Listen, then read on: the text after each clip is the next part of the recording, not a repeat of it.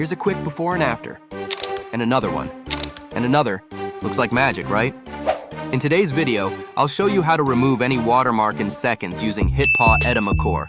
Let me show you the easiest way.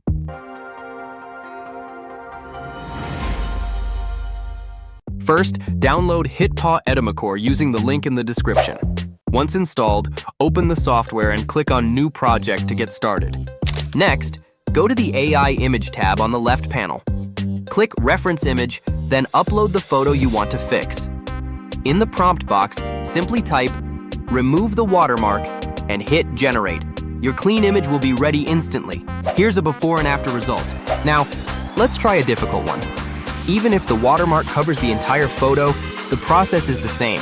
Just upload, type, remove the watermark, and you'll be amazed at the results. HitPaw Edimakor can handle even the toughest watermarks. Here's a before and after result. All your processed images are automatically saved in the HitPaw Edimakor folder. To find them, just right-click the image and select Open File Location. And that's it!